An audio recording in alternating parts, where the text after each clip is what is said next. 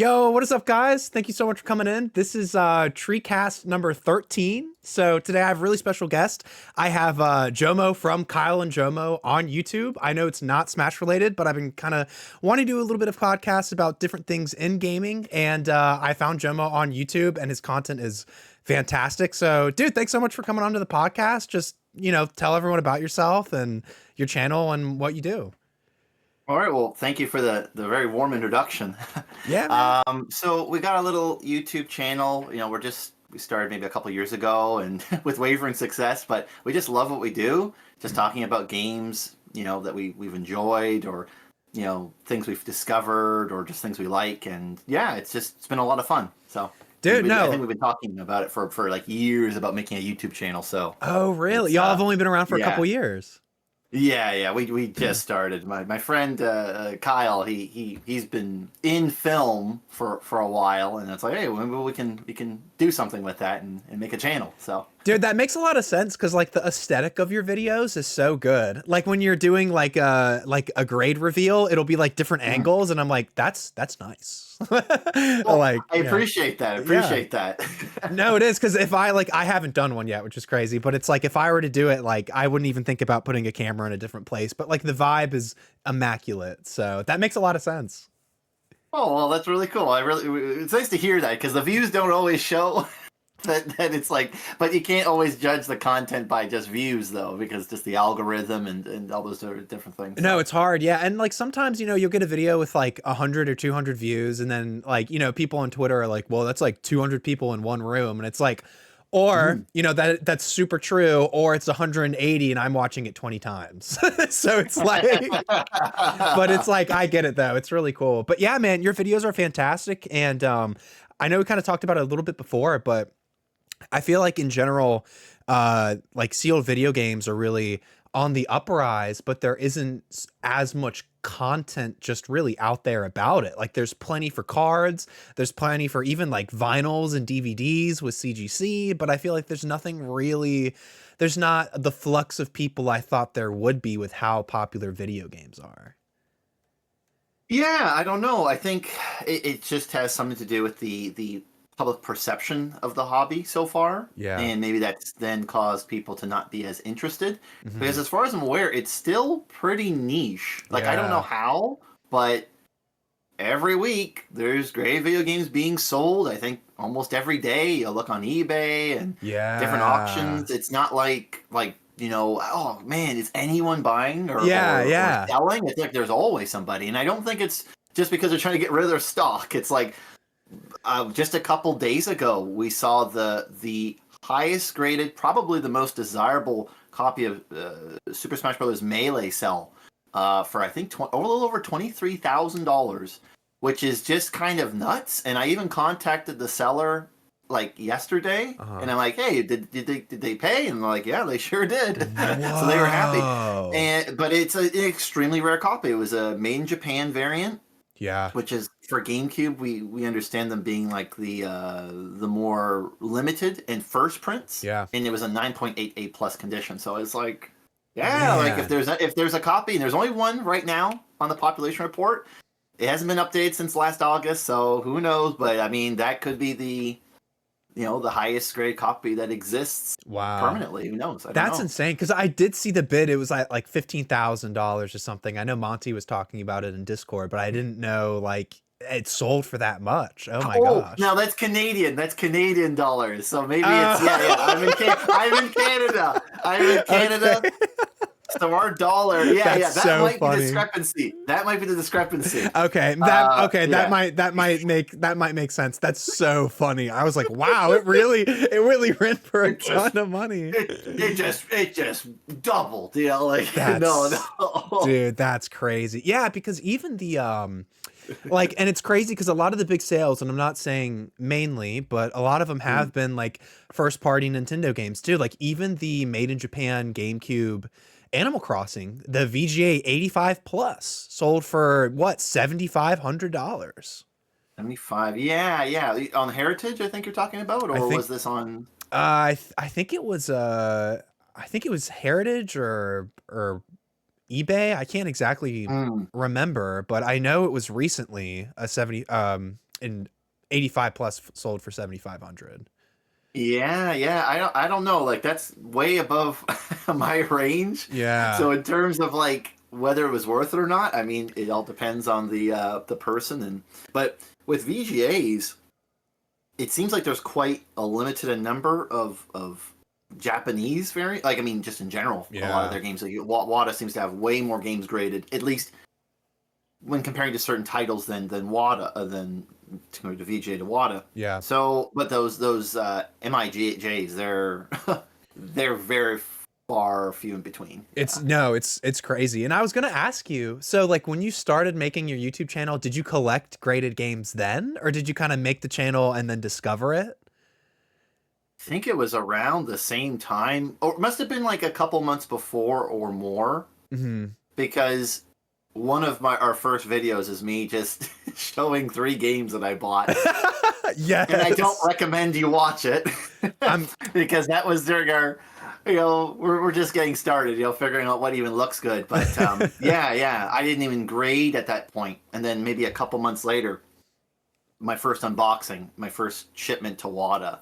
Yeah, so That's it wasn't awesome. that far from the channel. Yeah, That's so cool. And I feel like it's such a like I feel like everyone kind of went through their own little hobby or their own little passions like during COVID and stuff like that. Like I started streaming like gameplay for Smash, and I started making a little bit of content here and there, and then I got like so comfortable like competing and streaming and doing all this stuff. It's like where collecting sealed video games kind of seemed like such the perfect hobby, because it wasn't cards, it wasn't, DVDs, it was something that was like a little bit niche, but it had such a big importance to me, because like even for Pokemon, like we were talking about earlier, they had the anime, the games, everything, but nothing, those have not existed without the games. And I feel like having the original copy of a franchise or something is just so cool and important to me. Like it's such a fun niche hobby, and that's something I loved during your video, which is, the misconception of like graded games and stuff too.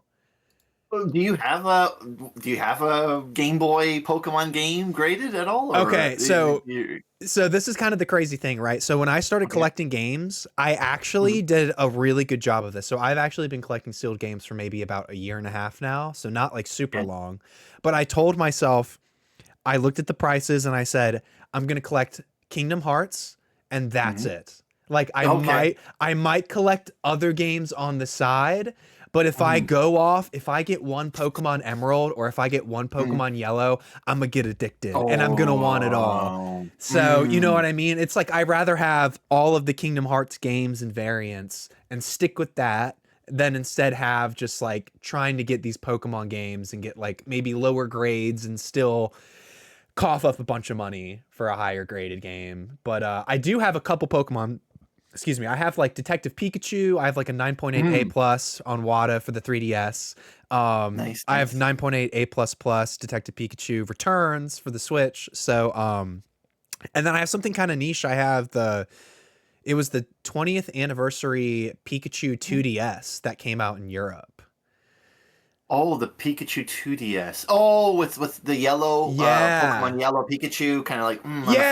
Yeah, with the transparent shell. Yeah, that dude. Yeah. It's just like usually Japan gets the coolest covers, but like but no, we that won time. with that one. Yeah, like we cooked. Yeah, I like ours more than sometimes like a happy something is nice. Yeah. Like Kirby's Air Ride. If you look at the Japanese cover, he's like happy flying on the star. Yeah. But in the English North American copy, he's kind of like a little upset. So True. I love those little changes. It's incredible the minor changes they do in terms of marketing the same game to different places in the world. Yeah, no, it's really cool, and it's like I love that they kind of brought that back a little bit too. So it's a UKG 90 plus because it was just like a Europe exclusive. Ooh. Like it didn't. Oh yeah, that's good. 90 plus for a box. I mean, yeah, that's good. No, yeah, unopened box. Like I had to get it because that's like my favorite special edition console. So I love consoles. Like I wish I could kind of collect them unopened, but they're a bit more pricey in general. But like, oh gosh, it's crazy. It's actually insane. So if I'm just clear, you're located in the States right now. Is that right? I am. Yeah, I'm in the States right now, and you're in Canada.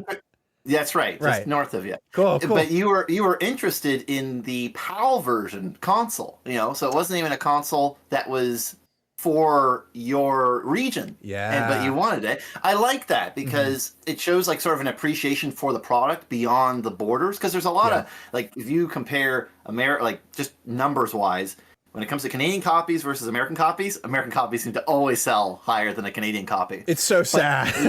yeah, a little bit, but Yeah.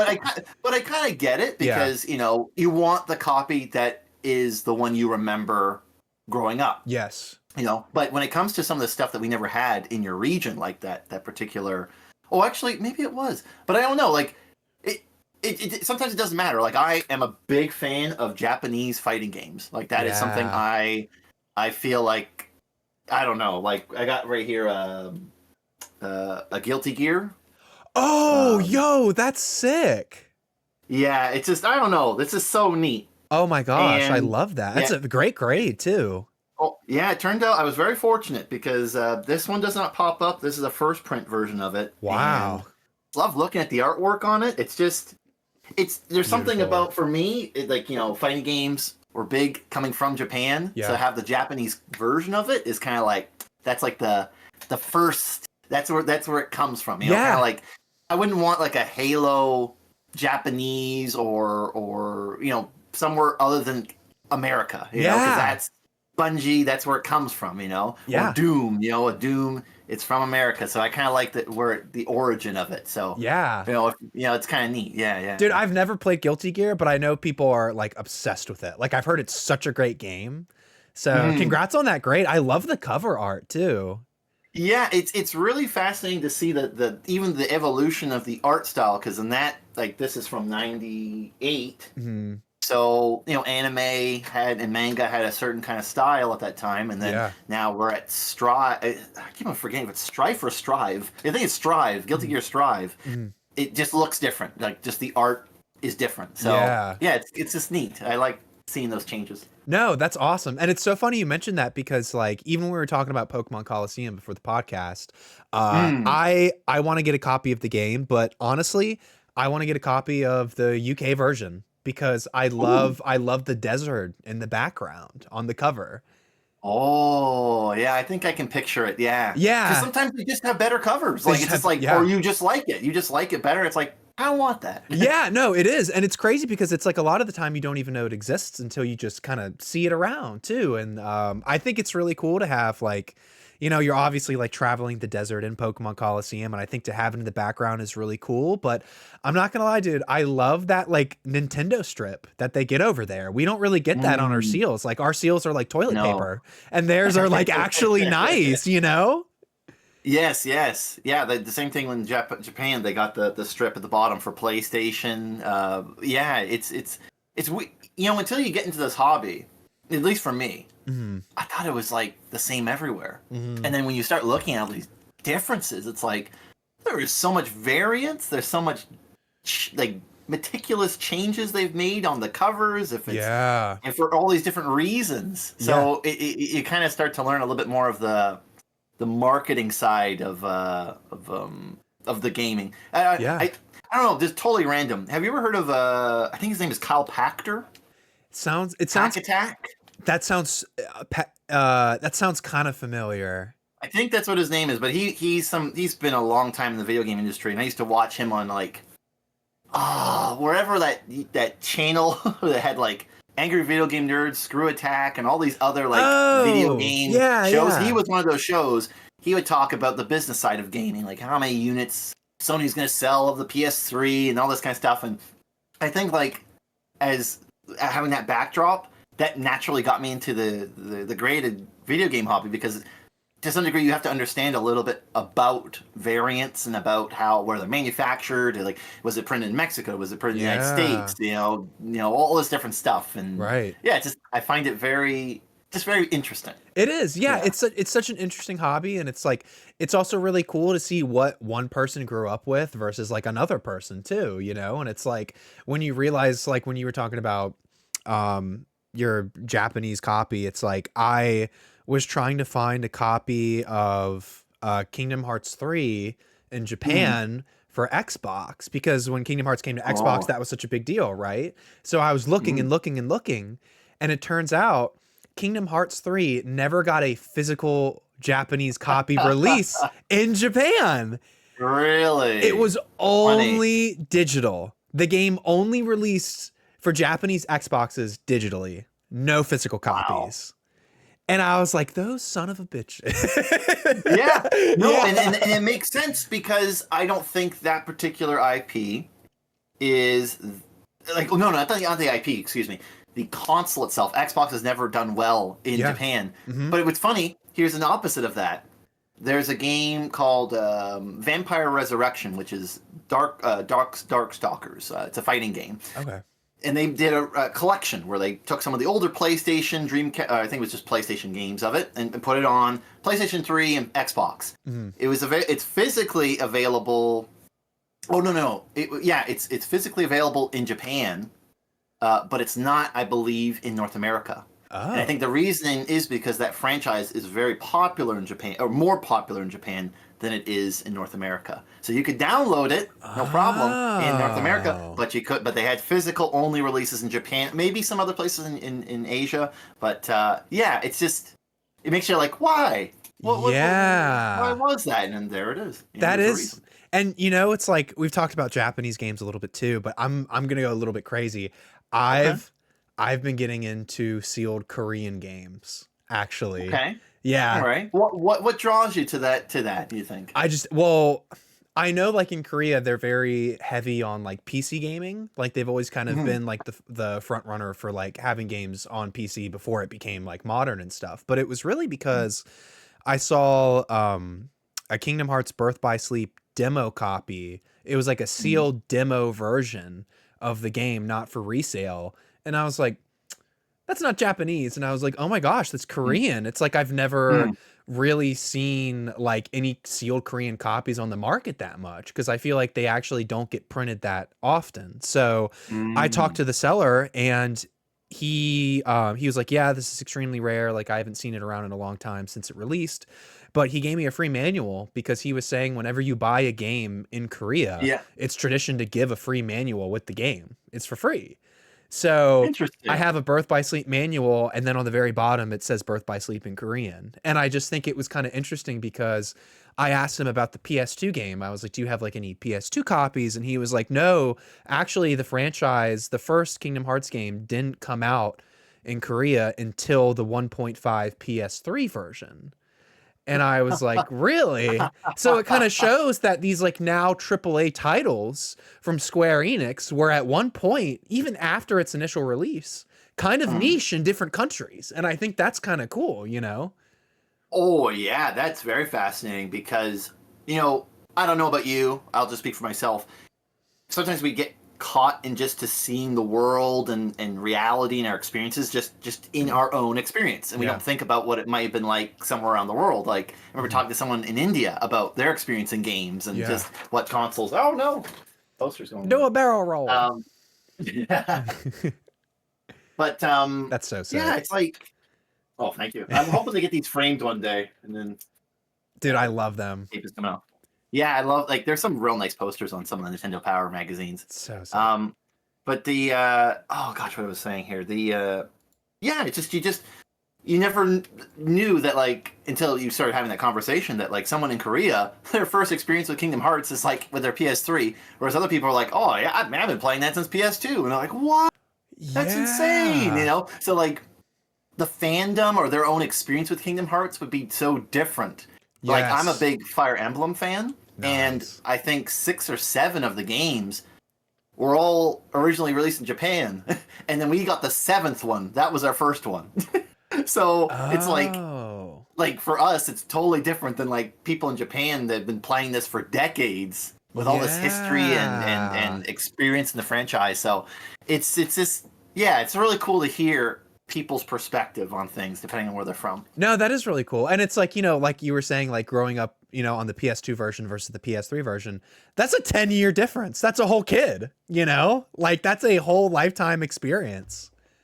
Oh yeah, like okay, I'm really nerding out here. No, go for it.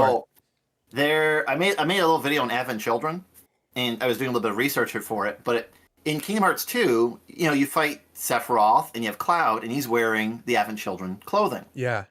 When we got it in North America, Kingdom Hearts came out, I believe, just before Advent Children came out. So if you played Kingdom Hearts 2, as soon as it came out, you'd be like, why is Cloud wearing these clothes? And so it's because in Japan, as far as I'm aware, Advent Children came out a lot earlier, and then Kingdom Hearts came out.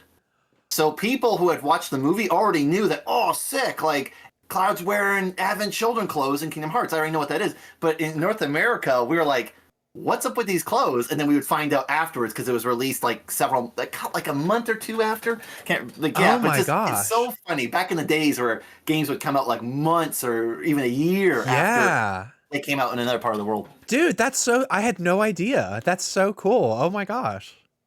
Yeah, it's fun. It's just fun talking. It's like, yeah, it's so cool. And it's like, what was sorry, like, I don't know Fire Emblem too well, other than like Roy and Marth, and then like but it's crazy for me. It's like, I didn't grow up with Fire Emblem, but like, in a way I saw them through Smash, like when I was in elementary school with Roy and Marth. And then I think it was maybe a year or 2 years ago, there was that Fire Emblem game with Marth when it was like just a short exclusive on the eShop. I forget what it was. Oh, are you talking about like just Fire Emblem? It could be, yeah. Yeah, it was. They offered, well, actually, I have it right here. Oh, no way! Maybe we'll talk about it. So this is like one of my pride and like achievements here. So this is Fire Emblem for the Famicom.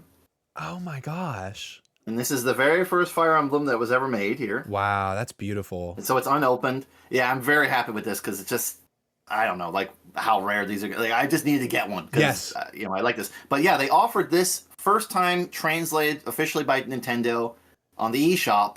You could buy like a special edition version of it with a whole bunch of little goodies, but they only offered it for a limited time. Yeah. But quite frank, I'll just say this: I haven't even beaten this game. Now I started playing it, and I'm like, yeah, this is Fire Emblem, but wow, this is old. I highly recommend playing the Super Famicom version, which is basically an updated version of this exact game. Oh wow! With an extension of the storyline, so they have like a part 1, part 2. Really? So, oh yeah, like it's man. And that's the first print, like the very first print. As far as I'm aware, I don't know if there's variants of this. I don't think so. I think it came out pretty late in the Famicom life cycle, so I'd be surprised. But they're still finding out variants today, where they think that they know, and it's like, oh, there's a different address. Oh, there's this one. And so it might be. There might be. Who knows? So anyway, like when it comes to like grading and like even variants and stuff like that, so I, obviously saw your WATA videos, unboxing videos, and I just saw your VGA copy. So like what are your thoughts on like the different companies and stuff like that you've graded with? My thoughts. Well, it's interesting because you got different types of casing. So then there's a factor of just the aestheticness of it. Like, do you like the way it looks? Mm-hmm. And there's also different information that's displayed. So with VGA, you got like this nice sort of simplistic look. Yeah. But it doesn't tell you all this information. Mm-hmm. Like with WATA, it'll tell you like maybe who the composer was, who's the developer, how many copies did it sell. When some people would not value that. I have a VGA one here too. This is my first VGA purchase. Now, I finally bit the bullet on this one. Finally got a sealed copy of Smash Bros. 64. But frankly, I don't really like this casing as much. I'm not a fan. Now, I know some people might like it, and it's kind of cool. You can see like the grade and the name here. But, I'm just not as... I don't like it as much. So it's very much based on preference. Mm-hmm. But I will say, right now, CGC has the best pricing as far as I'm aware. Even if they increased it a little bit, but it's still the best. It depends, I think, on... Like, I think you have to pay for a membership, too. I don't like that too much. I don't like how to pay for a year membership just to, no, let me just If it gave buy me a the thing, the discount in the service. future, or if there were like some type of reward program with CGC, if I was paying for it, you know, I would kind of understand it. But the fact you do have to pay for it is a little bit scummy. Yeah, Yeah, I feel I bad. don't like that. I don't like that too much. But yeah, like I mean, the grading companies, as you might have seen in my videos, you know, Wada's made had some problems, like Yeah. games tilted, or you Your know, black and there's white killed me, bro. Because that's my favorite. That's my favorite gen. And I was like, yeah. no. Like, I think I even like commented on it in Greg's Discord like a year ago. I was like, bro, ain't no way that happened. Yeah, it happens. It's just it. I don't know. It makes you wonder. Like, yep, this is good to go. Yeah. Like no one looked at it. Like Yeah. nobody. And Yeah. at first I thought it was like, no, I can just kind of shift it back. No, like it. There it is. It's gonna Yeah. stay like that. So, you know, which is not like a big deal. Like they were quite nice about it. Like I contacted them and then they ended up giving me a little discount on my next order because of that. So Cool. it's not like they're being like, oh, too bad. Like this is Yeah. it's as good. This is a good you can get for it or whatever. But you know, I actually just recently sent for the first time some games to VGA. Nice. I'm expecting them back sometime at the end of March. I'll be doing a video there, but I've, you know, the price has always been like a thing because their price is always so much higher. Crazy. And I was kind of like, But like the only reason why I'm going with them is because there's certain things that I have that you can't get graded by WADA. Right. Which is kind of crazy to think about too. Yeah, a little bit, you know. And so it really, they all have their advantages, disadvantages. Mm-hmm. So yeah, I mean, obviously some companies might be better for certain games, like if you care about certain variants, like with Smash Bros, for example. I don't think VGA would tell you if it's a Japanese print or American print, or you know, and some people care about the seal rating, you know, and don't want those combined. So there's a lot of things to consider. But yeah, definitely. I like it. I'm glad there's multiple groups because that gives us as customers more options, which means there's going to be a better potentially better deals. Whereas if there's just one company, one guy in town, that's whatever they say is what's ever going to go. So it's good to have competition. Competition is good. Yeah. Well, it's kind of Well, it's kind of cool because like even I'll get it real quick, but like even with CGC, I think they're like slowly moving to doing more types of casing. Like I have a like a all-in-one Kingdom Hearts package. It has like every single game since Kingdom Hearts 1. It's thick. Yeah, it's PS4? like it's a thick PS4 one, and their case for it is like kind of in the middle. Let me see if I can grab it real quick. And they have something to fit that, eh? Yeah, Ooh. so like, so this is it right here. Yeah, I've seen that. I really like that cover. Like it just feels like, dude, right? This summarizes everything. You know? Exactly. Oh, 9.9 A++. Oh wow, you're happy. Dude, so dude, it's crazy because this guy, I forget his name. It's like perfect. I think it's perfect 10 grading, but he's on Instagram and he like wants the perfect scores. So he posted that he got a 9.9 A++, and I was like, oh my gosh, that's so cool. And I was like, do you have any extras? Because like there's no way you can just submit one and get a 9.9 A++. Like you can, but with these, like it's super fragile. Like even the box, it's like you just hold it the wrong way and it'll crumble in the corner. So and this is kind of interesting, but like even on the back, it says from a sealed case pack of 12. Oh, that's cool. That tells you it was uncirculated. That's cool. And yeah, that's a great point. It's like it is cool that like companies may say uncirculated in a different way, but it's cool that they even say it. And like that's kind of awesome. Yes. And that's cool that CGC does that. But he submitted 24 of these case fresh and only 3 came back 9.9 A++. Just 3. Just 3. Wow. And is there a 10 in CGC? Or is it just stop at 9.9? Well, so there's a 10 in CGC, but there is. Okay, so you didn't even get a 10. I know. But even to me, like at that point, I'm like, okay, well, who cares? Like, okay, 9.9 A++ to 10. I get it. You know, I mean, there's obviously going to be some people that do care about that, Yeah, and that's fine. I mean, like, hey, all the more power to you. But for straight. myself, and what I might advocate for is don't worry about the grade too much Yeah, to the point of perfection, because it gets like it's already kind of like, not arbitrary, but like it varies depending on the grader. it does. So then, but now, like, we're talking about like stuff that you're gonna have to really look for between a 9.9 and a 10. Yeah, And I just don't see the value in paying the premium for that. But obviously, some people do. yeah, And I just like the idea of like taking that difference between a 9.9 and a 10, that money hmm between the difference, and just buying more games yeah. No, it's with that true. money.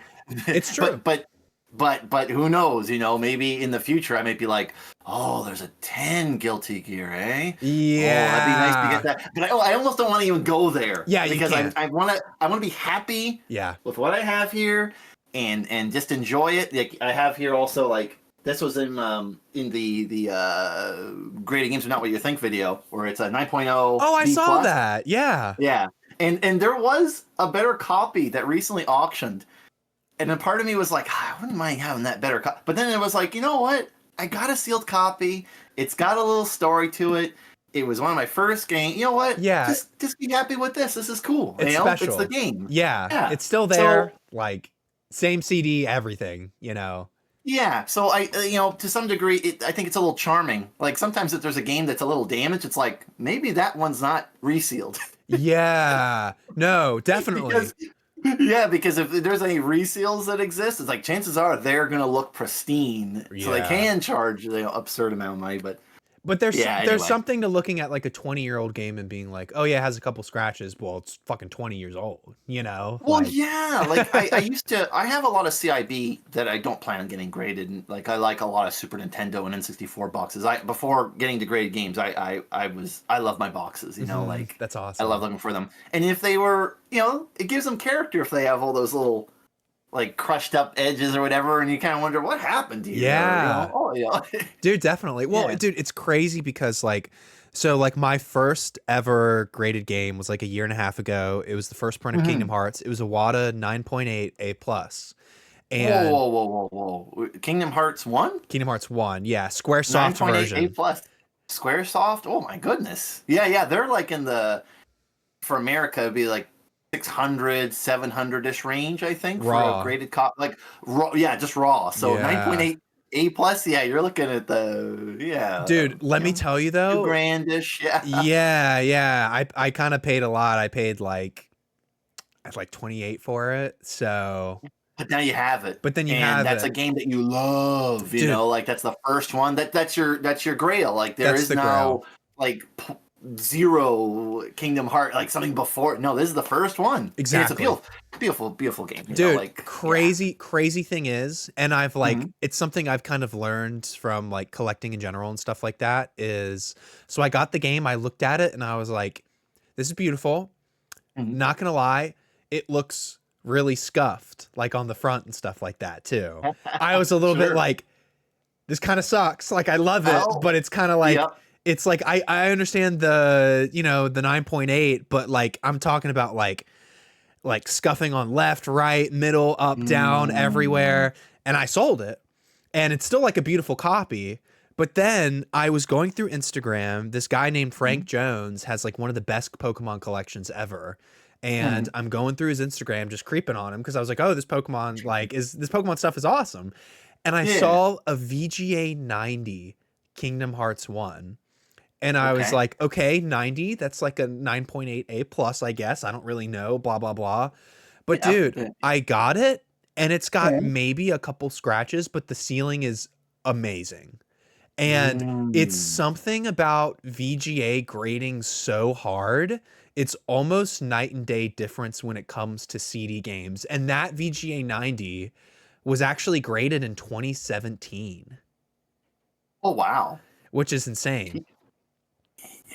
You know, I haven't been in this like I've been in the hobby longer than you have, but there are people that are way longer than I have. Yeah. But I was kind of skeptical about, like, oh, maybe they're being hard on Watt, and it's like VGA does make mistakes too, like, Yeah. but it seems like they have just a better track record in terms of quality and yeah, like there's more certainty because it's too bad that like your other Kingdom Hearts was a 9.8 plus, you said, Yeah. and you could easily see those indications of damage, and it's Yeah. like that's so disheartening to hear because it's like Yeah. now again you have to we want to get better pictures of really being able to see how does this 9.8 actually look. Yeah, no, and that's the thing too. It's like, so my little lesson has been like, you know, if you do whatever you do, always look at the copy. Always like fuck the grade, look at the actual game and just make sure there's not something a little crazy because like I was so happy when I got it. I was so hype. But Mm. Jomo, let me tell you, when I got the 90, I was like, Yeah. I'm VGA or die. Like this is like, well, and the thing is, it's like that's fine. yeah, and that's cool, but it's like, so if I'm to buy a graded game, I rather like buy from VGA, but if I get something and then have it get it graded, I think I kind of rather go with WADA. You know what I'm saying? So no, because it I just feel that sells, it's because crazy. the VGA has a little bit more guarantee, whereas you have your own stuff. You're looking at, you're like, okay, I'm going to go with WADA. Yeah, it would be like, especially with selling. I think like I've learned the hard way because I sell quite a bit as well. Like I think a lot of people do in this hobby just because you're making up money to supply what you really want. And there's some sellers that were just like, hey, there's some small indentations here, and it's like, and I learned, okay, doesn't really matter what the grade is. If I notice anything that wouldn't bother me, but like could bother somebody, take a picture of it, have it included. Be extra transparent because someone might care about something that you don't. True. And ideally, and it's just, I think that just makes things easier when transactions it does occur, just because just more pictures, more communication, and you're good. Like I remember I got a Kingdom Hearts DS game, and it was a 9.8 A plus, and it had like a big old scratch, and I got it, and I was like, oh man, I was like, well, I bought it. Like I saw the grade, I can't return it. You know, that's what it is. You know, like you can't really go against it once it's graded. I feel like too. Like I've sold some Japanese PS2 games where they're like, oh, there's a little dent here, like there's a scratch there, and I'm like, I'm sorry, even though it is still brand new and it is sealed, like that's what I was selling it for. Like I took pictures by the dents anyway, and they're like, oh, they look larger in person, and I'm like, I'm sorry, I told you, I don't know what to do, and then I ended up having to like refund it and pay more money, and it's like, you're right, just say it. Crazy. I've had that too. Just a nightmare. Yeah. Yeah. It is. It's not a fun experience. So now it's like I'm showing you everything. Yes. No. Exactly. Yeah. And also, I have to do a quick shout out to Sid Lexia. She's my girlfriend watching. I love you too.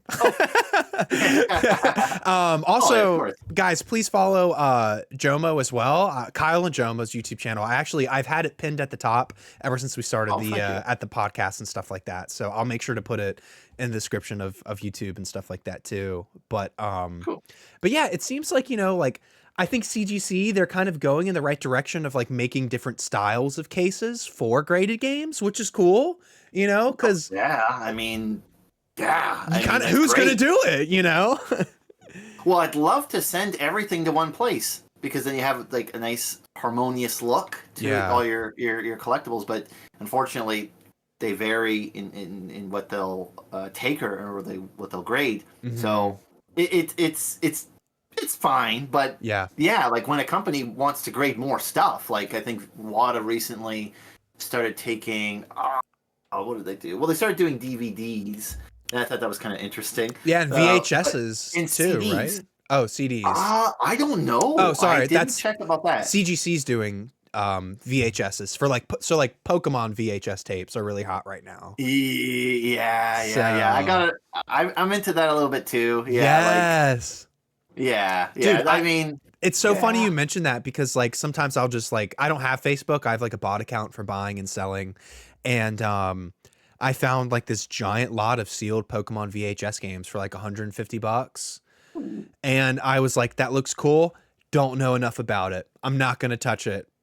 Oh, well, yeah. Once you start getting into thinking about reselling or getting something graded and selling it, not keeping it for you, I Yeah. highly recommend you you take the side of caution. You Yes. do not want to run into just like, oh, that looks like a good deal, take it. It's like Yeah. I just bid. I was Yeah. so happy. I was so happy. I saw a copy of Dark Souls for the Xbox 360. It was like 9.8 A plus condition. I was like, oh yeah, it's only at $30. I'll put a bid in. After I'm winning the bid, and I look back at it, and I'm like, Korean version, English translation. Oh, I don't know if I want that. And thank God someone else bid it up. But it's like I could have just Wow. bought something I didn't want. Yeah. So it's so important that you look very carefully at you look at the seller and they're like how long have they been around Yes. for? What is this exactly? Take your Yeah. time because once you buy it, you bought it, and Hmm. it sucks when you have stuff you don't want to.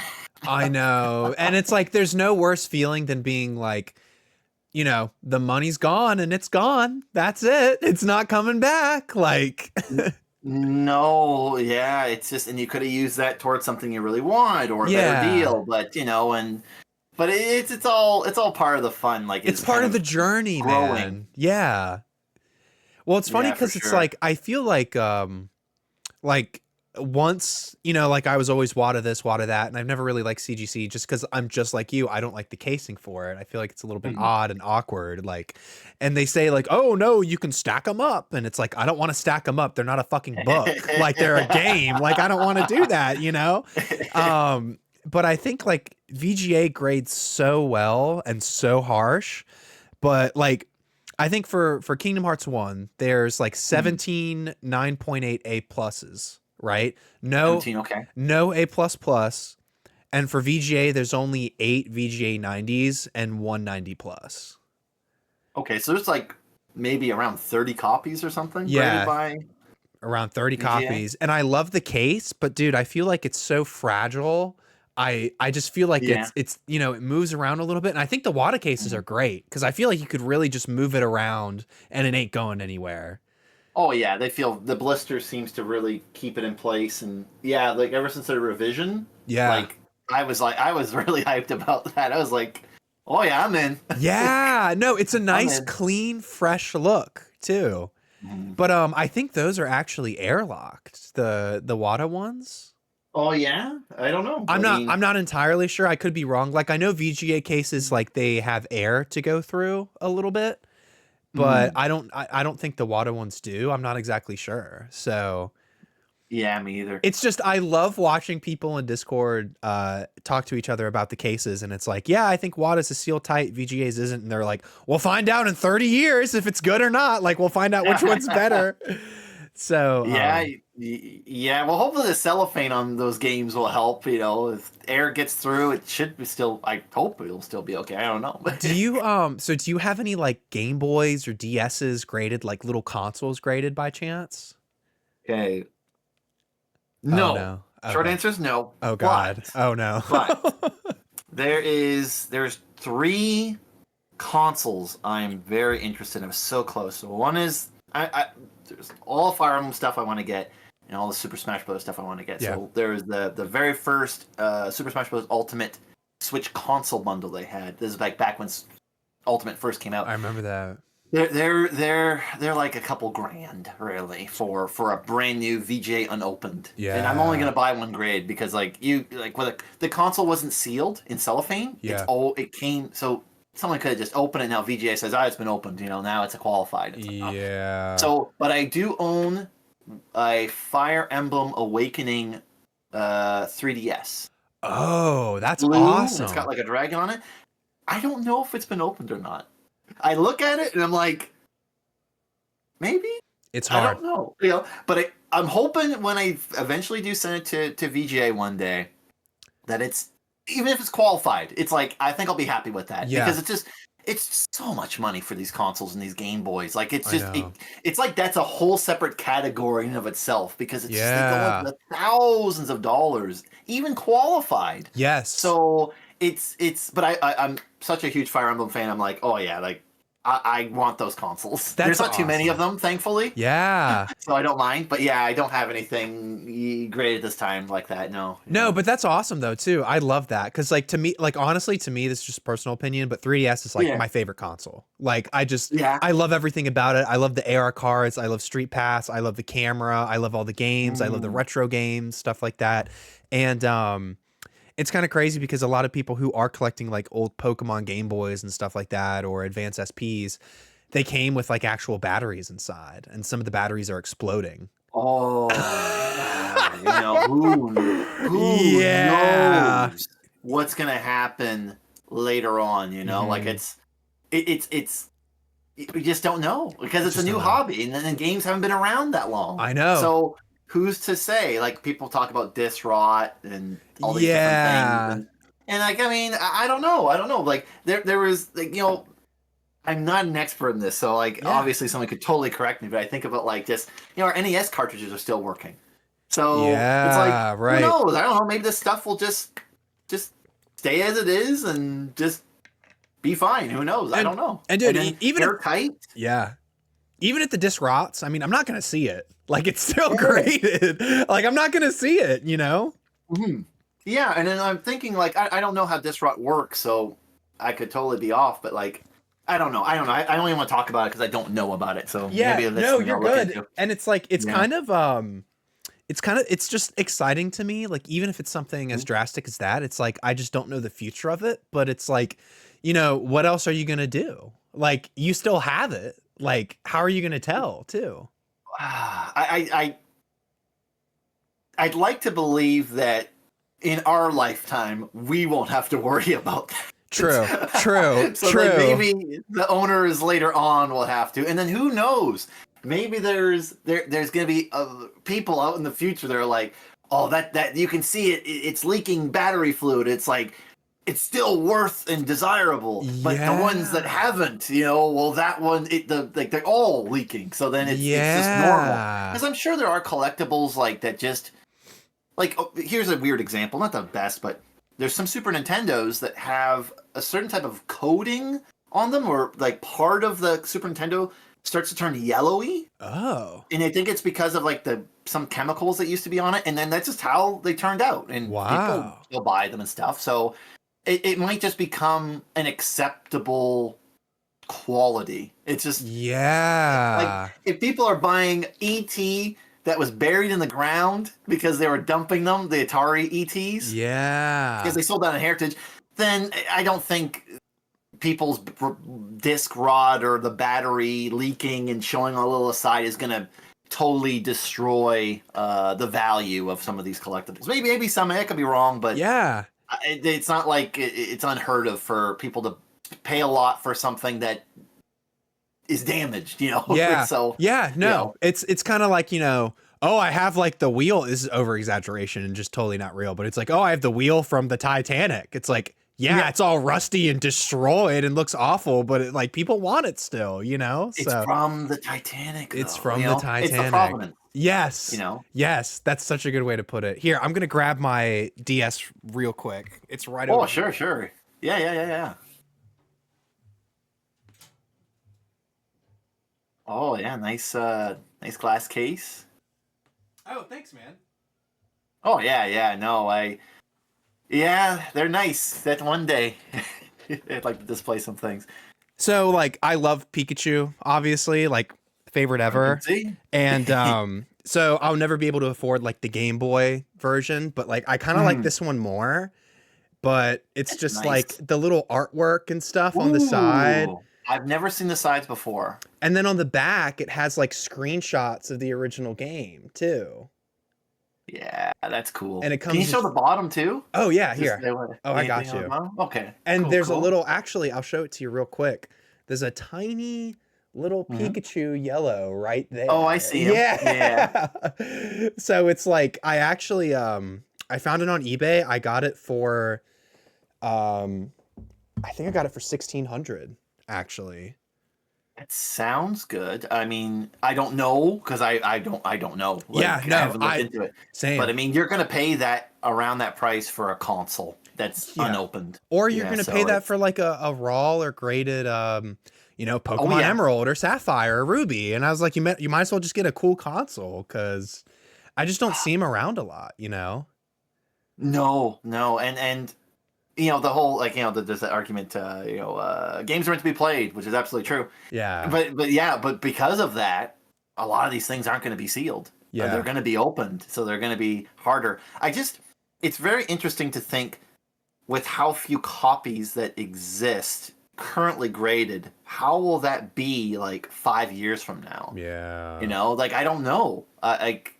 Yeah, it's just I think I like that about this hobby is that because it's so new, we don't know what's going to happen. Yeah. It could be that maybe it doesn't do that well in the next 5 years, and then people that really are into it still buy, and we like, yeah, we like having them, whatever, Yeah. or it starts to pick up. But I'd like to believe that with the major push for gaming to be digital, we're just going to have less physical, which Yeah. is then going to make these types of collectibles more just interesting, Yeah. more harder to find.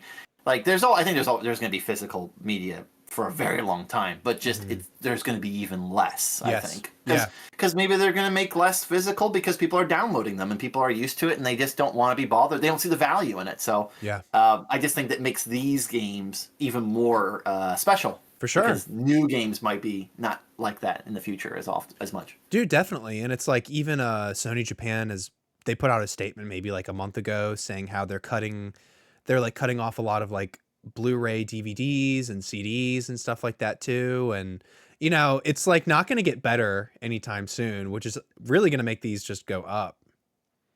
Probably because even when you think about movies, they're with Netflix and all like Amazon Prime, all these different services, there's a culture now to treat just have services that you pay for. Mm-hmm. And I'm a little older. I'm a little over 30. Like I'm 35.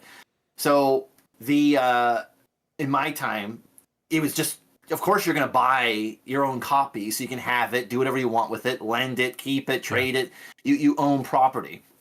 But I don't think that kind of message is being broadcasted as much these days to people that are younger. I don't think there's just so many services like your music or audiobooks or just like everything's like a service you're paying for month to month. And I don't like that. I like owning something once and I have it. So I think like you said, there's going to be less movies being printed because people will just pay with the service or Game Pass, you don't need to buy a physical copy. So it's just, I think there's a differentiating line between like this time of gaming and we're entering a new era where you're seeing less. And like, with Pokemon cards, they now have the borders, I think. They don't have the yellow border anymore. Yeah. So now that like that is the cutoff. All these ones were back these years ago, and this is when all of them started to look the same from this point forward. So it's just cool to have that distinguishing line. It is. With the collectibles. Dude, and it's like, I don't mean to be over dramatic or anything, but it's like, what a time to be alive. Like for us to, I don't know, just to be around for stuff like this, like grow up with Pokemon and see it now and then like still kind of collect the old games. I don't know. It's with graded games in particular, it's kind of insane with like even the Switch, right? So I think the Switch is definitely going to be sought after in the future. Like no one's going to forget the Switch. The Switch is going to be iconic forever. And I agree. And the scariest part, bro. So like, well, first of all, I thought you were like, so I'm 29 and I thought you were like 29 too. So, but it's crazy. It's crazy to think though, that kids who are now teenagers who were, kids when the Switch came out, they're getting nostalgic for Breath of the Wild. Oh yeah. That's weird. Teenagers are nostalgic for a Switch game. Yeah, I think it's just we're living in a different time. Like I mean, like obviously everyone lives in a different time, but like there's something about nostalgia harnessed in products. Yeah. And I don't think that's been around throughout the course of human history. Like, I mean, I'm sure it's existed, but we can really track it because, like, in my lifetime, I'm like, I paid way more money for Pokemon cards that I used to have, and now I have them back. Yeah. So then I thought in my head, like, surely someone else is going to do that in the future, you know? And yeah, I think it's just normal. You know, games have like such a huge impact on people's lives these days, and it's so mainstream, and they're good. There's like good games. It's not like the games are garbage, you know, like it's like Breath of the Wild, you know, some of Zelda fans are not like happy with the direction it's gone in, but like there's no denying that they're good games. Yeah. And that they've just created so much of a culture. Like there's people that are still doing stuff. I'm thinking more of Tears of the Kingdom, but still, like, man, it's such a big deal. It is. People are going to remember it forever later on in life. Memorable, very memorable. And then, you know, they don't have maybe, you know, teenagers don't have full-time jobs, most of them. Yeah. And they're thinking about buying, like but later on they're like, I know, I remember, oh wow, a nice pristine copy, you know, or whatever. And it's just, who knows? No, I mean, with us, it's, you know, like Ocarina of Time, that was the big Zelda game, and now it's like Breath of the Wild, and it's like, oh my gosh, that's crazy.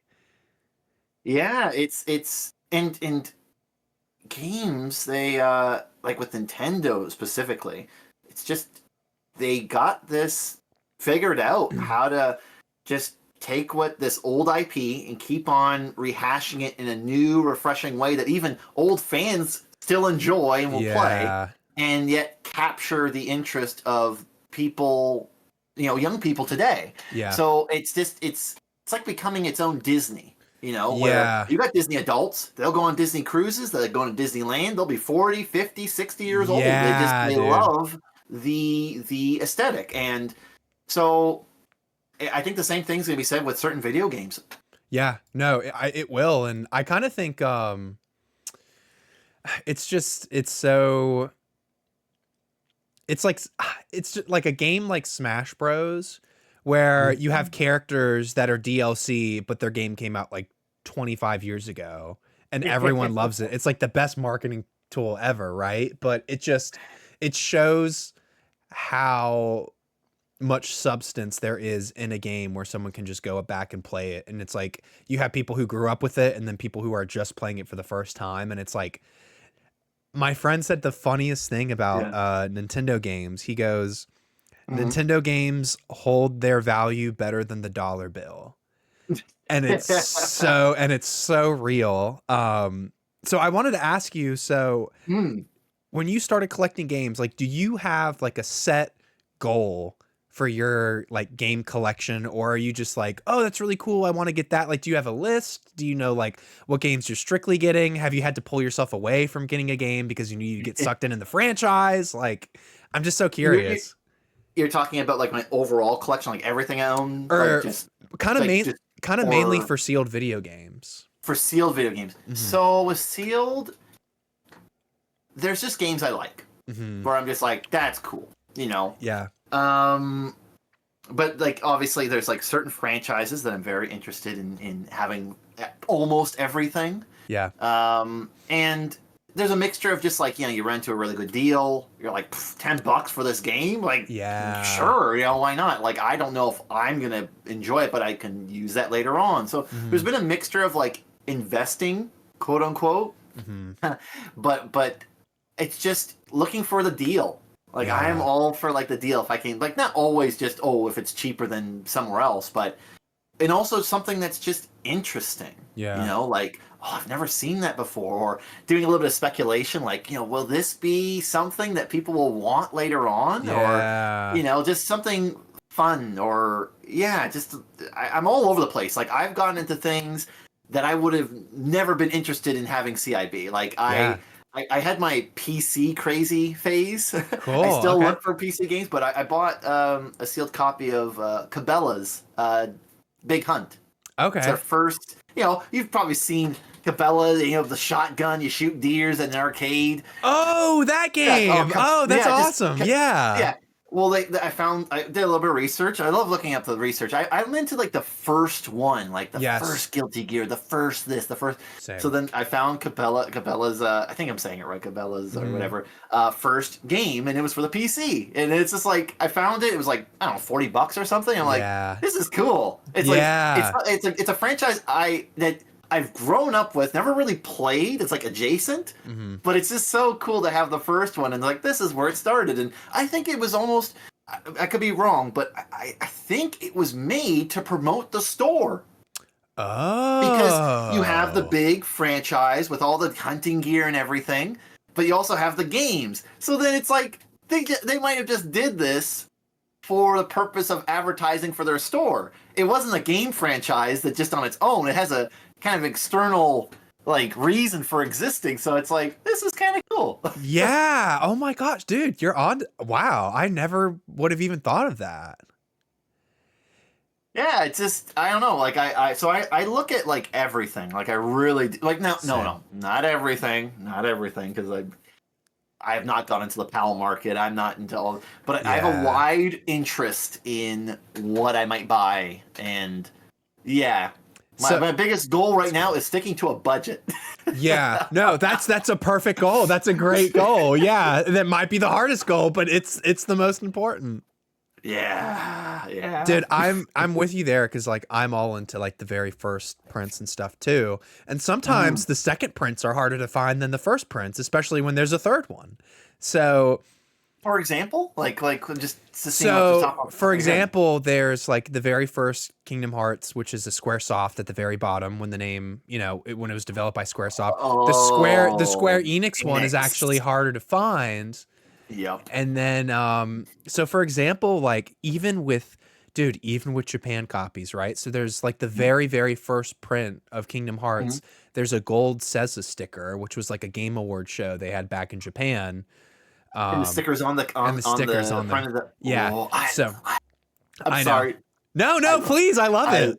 I love stickers, man. Stickers are just it. Like I I'm. love them too. Oh yeah, Yeah. right here. So hopefully this remains to be the only variant of its kind.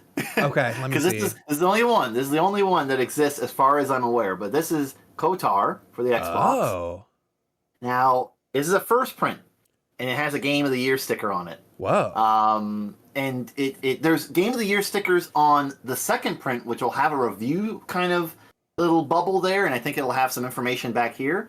That Wow. it's like Game of the Year. So, but this is a first print that has this Game of the Year sticker on it. So it's like I don't know why it might have been like one of the later copies that were made, and they're like, hey, you did Yeah. really good. Put that Game of the Year sticker on all the factory copies, and I just love seeing the sticker because you can see on the around it. I'll just read it here. It'll say official Xbox magazine, Electronic Gaming Monthly, IGN.com, Computer Gaming World. It shows all these old websites and magazines where it's Yeah. saying it's the game of the year. And I just love seeing a little bit of history. Like you might have an Yes. EB Games or Electronic Boutique Yeah. sticker or Famatsu sticker from Japan. Like Yeah. all those little things. It just adds that little extra spice to It the does. game. And it's like, some people say variants. It's like, yeah, it is a variant, but also to me, it's like I feel like the coolest or the most personal way to put it, it's like it is a great timestamp for when the game came out. Mm, It's the perfect nice word. timestamp. So like, there's a Japanese Kingdom Hearts 1 version, which came out Mhm. before, like, different cover came out before in the West. Sorry, Kingdom Hearts in Japan came before, or released before the Western version. But Yes. basically, there's a gold SESA sticker, which is like, they're rare. They're not like unicorn rare, but they are very rare to find. Mhm. And then one day I found this Japanese Kingdom Hearts sealed with a Grand Prix sticker on it, and it was blue Grand and Prix. it was blue and silver, and I was like, "What the hell's Grand Prix?" And I messaged the guy, Yeah. and I was like, "Hey, is this real?" And he was like, "Yes." Um, PlayStation actually held this Grand Prix competition where people would vote along the lines their thoughts on the best upcoming game or what they think would be the best selling game for the future.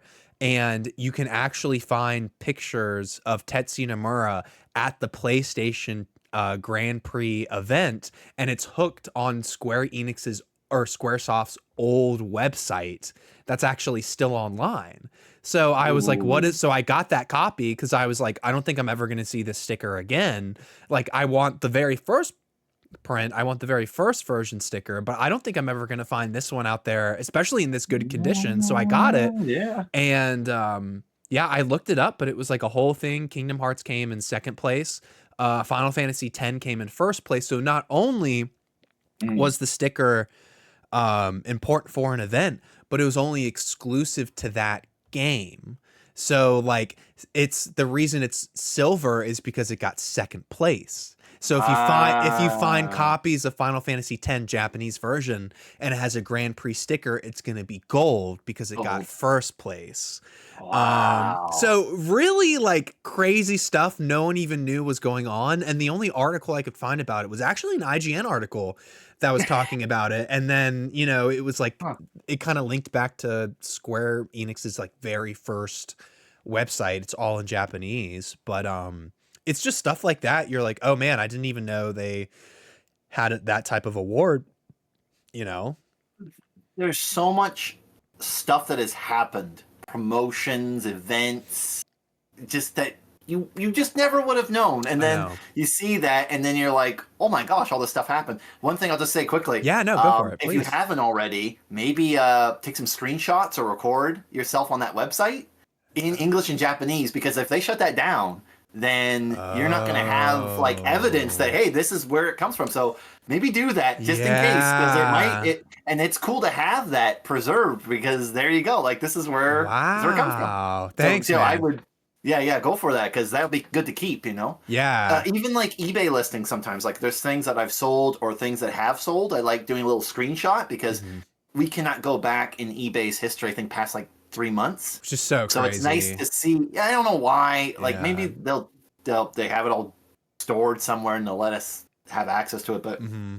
it's nice to know, like, hey, this sold on this date, and there Yeah. does exist, and yeah. So that's a really cool story, man. I had no idea about any of that. So that's just cool to know. No, thanks. Yeah. And it's something, it's like, that's what I love about this hobby is that you just like kind of start to discover stuff. And it's so, like, for instance, like there was a very first print Kingdom Hearts on Buyee for bidding.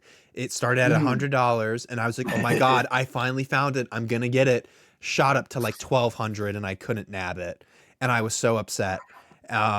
2 weeks later, like, because it was like a 2-day auction and I didn't get paid on Oh, it was time. quick. Yeah, it was Okay. quick. And I'm like, of course. And then on eBay, literally like the day after I got paid, I found this totally different variant that I've never seen sealed before, and it's the Kingdom Hearts final mix version, but it was published by EA, and the whole background was all white. And I was like, I've never seen this before, and I looked it up, and there's like one Reddit thread where people are talking about why is EA, they're saying EA Sports, but it was just EA, why is EA on my Kingdom Hearts?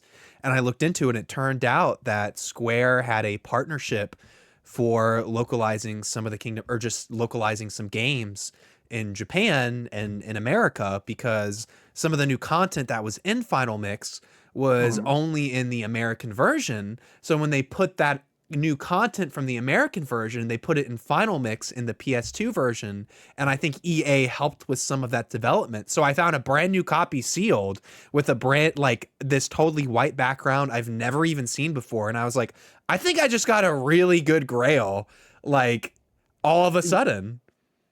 I would love to see you do a little video, Yeah. within the year, the next 2 years, just kind of showing this, because I never guessed that there's all these different variants of Kingdom Hearts. Like I would have never. But Japan seems like they just print the game in beta. Now we got Yes. the alpha. Now here's the Yes. alpha plus the DLC, and and Kyle just recently made a video talking about Animal Crossing, where it's like, here's the Japanese version of Animal Crossing, but then they did it I saw in, that in great English, video, and by then, the and way. then yeah, and then it's like, now here they updated it with the stuff from the English version. Now they did their own. It's like, I always just thought that the game is the game, and what's in it is Yeah. what's in it, and that's it, and that's the way it's always been. It's like, no, it I know. is. It's incredible how much revisions and changes that.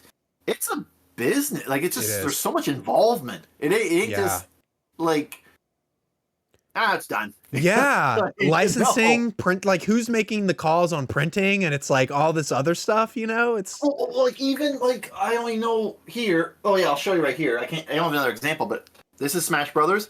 I don't know if you Mhm. can really tell, but there's a hole in the case. Yeah. Some of these don't have holes at the bottom of the case. Like and it's Oh. like I thought like that's like a fake or whatever, but no, it just you don't know if they were working with some company. It's like all we have is ones with holes.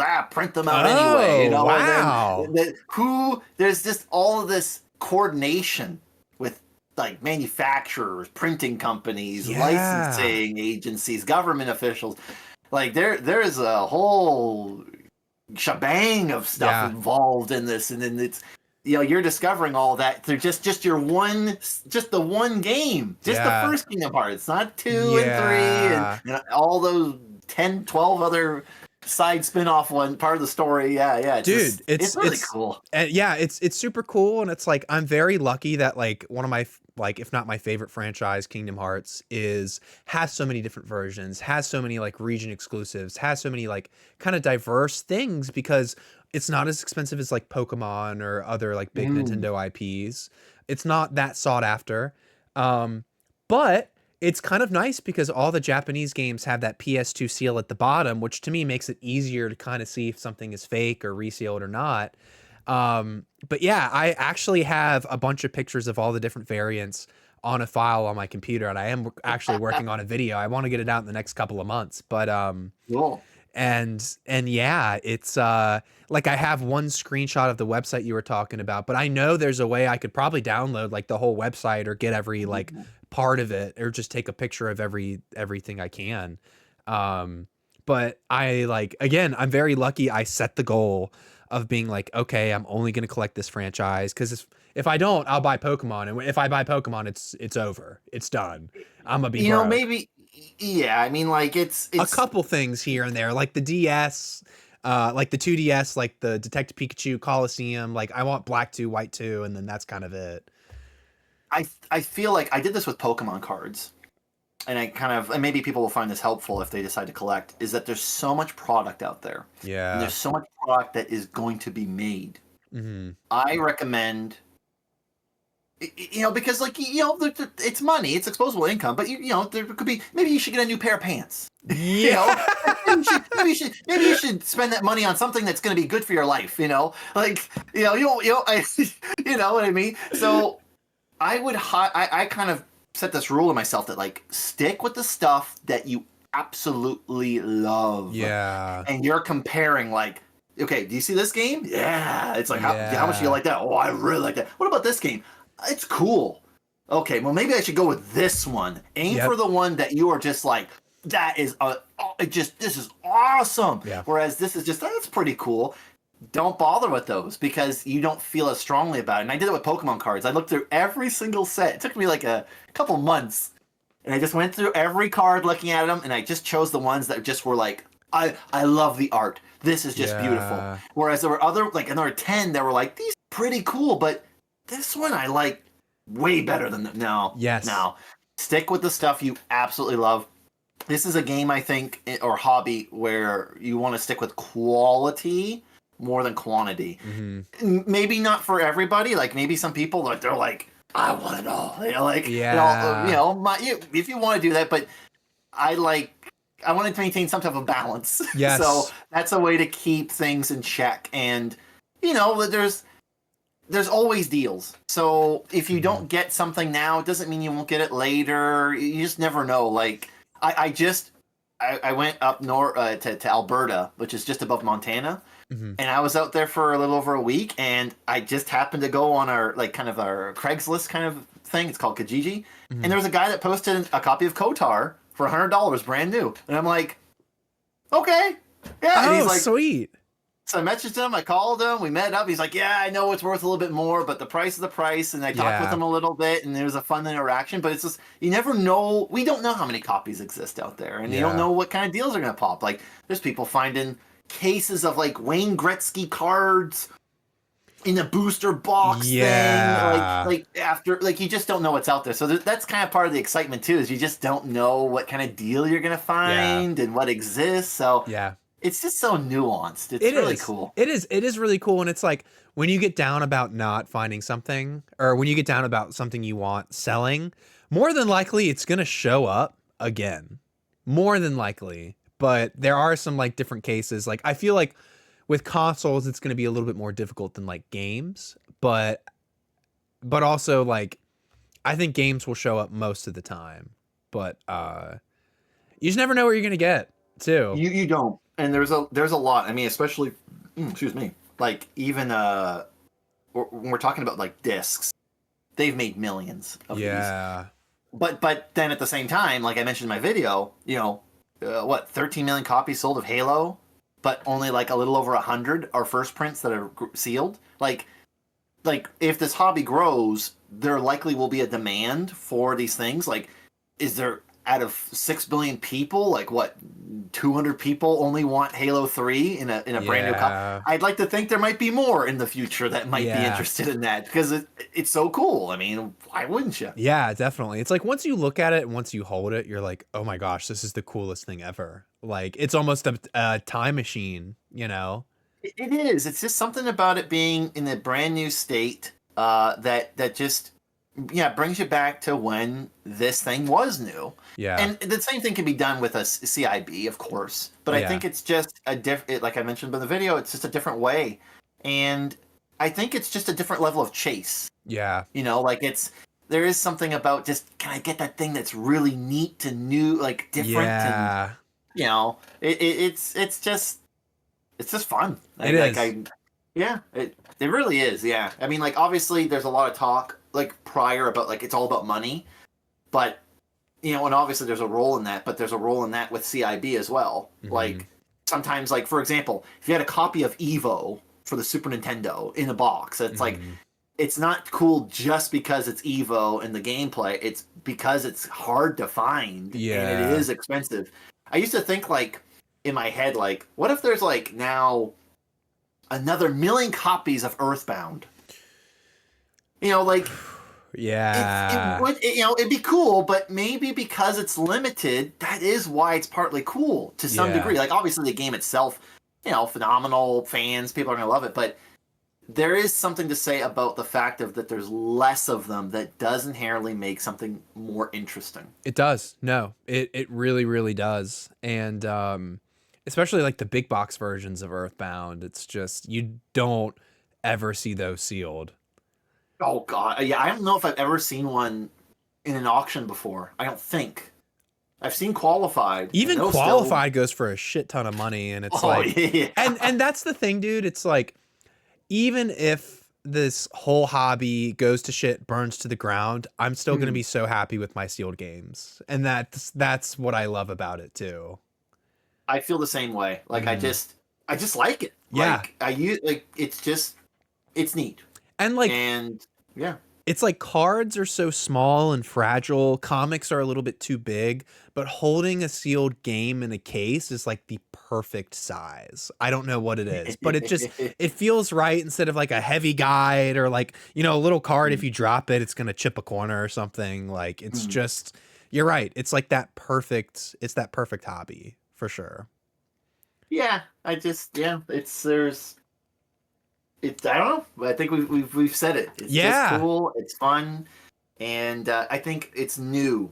Like if you want to get into Pokemon collecting, like to the point of like grading them, it's like you're so behind.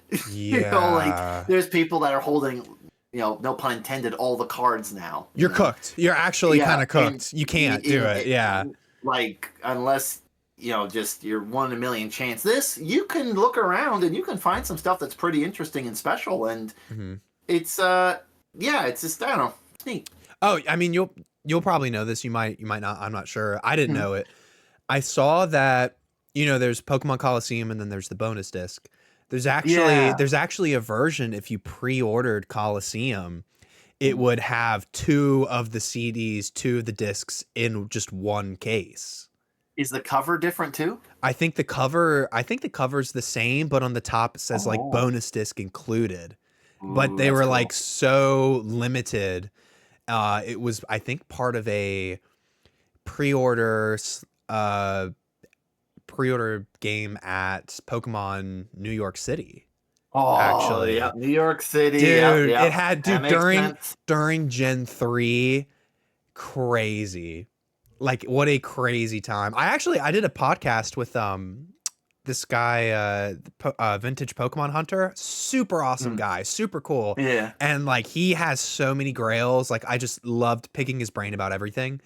And I was like, why did it shut down? Like, do you have any reason? I don't know. And he Mm. was like, actually, I think he was like, I heard rumors it shut down because people were like, workers were stealing too much stuff, which I would do it. I would steal so much shit from Pokemon NYC. Like, I would Oh, it's totally. oh my gosh. You ever seen the movie The Prestige? No, I don't think so. It's about magicians or whatever. Well, at the very end of the movie, I won't spoil too much, No, but you're good. the behind the scenes guy that helps them. It's about magicians in like the 1980s, late Hmm. 1980s or something. But they're all blind men who are helping him like move things around because he can't have people see what's really going on. Oh my So it gosh. kind of reminds me. It's like you need to find employees that hate Pokemon that work at the Pokemon facility, so that they're like, it's like, so they're not going to steal things. They're not. I don't care about Oh. things. I can't be persuaded. Like I know, but I Mm. think just the money, like just knowing that, like, I could take this card here and I can make $200 for it if I just slipped one of like the tens of thousands that are. It's just, yeah, it That's a makes sense. great point. Wow. That kind of blows It, my it mind. Yeah.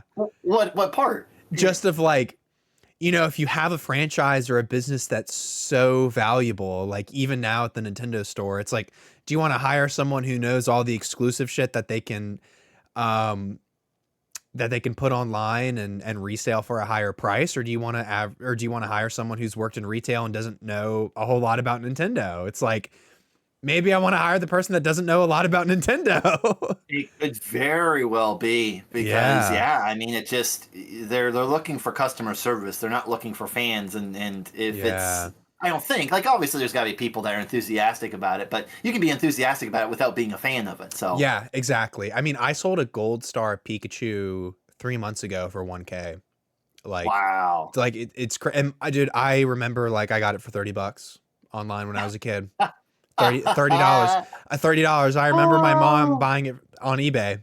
$30. yeah, yeah. I want that one. And And it's like, okay, and here you that's go. and that's the thing. It's like I love like the cards.